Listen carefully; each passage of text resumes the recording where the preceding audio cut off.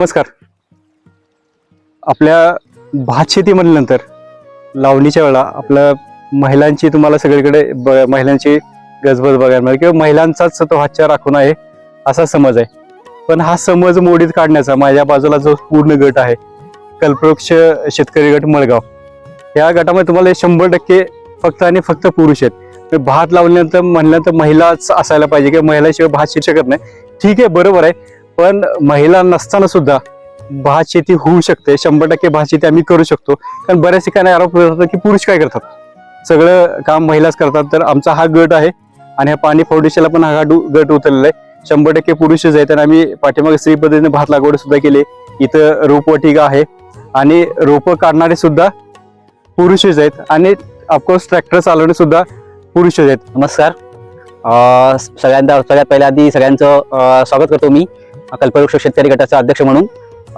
आज आम्ही इथे सगळ्यांनी मिळून श्री पद्धतीमध्ये लावणी केलेली आहे आणि त्याचबरोबर आमचा गट हा पूर्ण 100% पुरुषांचा गट आहे. अगदी एकजुटीने आणि खेळीमेळीच्या वातावरणात अगदी केलेला आहे. एवढा मोठा जो काम केलेला आहे हे कधी आणि कसं सुरू झालं आणि केव्हा संपलं याची कोणालाच वाटली नाही. इथे थोडासा सुद्धा असा थकवा कोणाला जाणवला नाही आणि शेती अशी जर केली आपण सगळ्यांनी तर ती खूप चांगल्या पद्धतीने आणि चांगली आनंदाने होईल आणि नक्कीच आपल्याला याच्यातून चांगलं भरघोस असं पीक नक्कीच आपण मिळवू शकू. नमस्ते, मी गणेश प्रसाद महादेव पेडणेकर, कल्पवृक्ष शेतकरी गटाचा सदस्य आहे.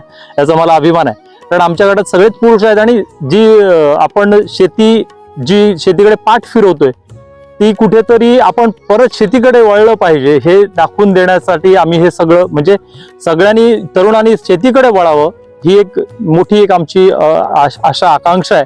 आणि जी आपण स्त्री पद्धतीने भात करतोय ते SRI कडनं शेतकऱ्याला SIR म्हणजे सर करू शकते अशी ही पद्धत आहे.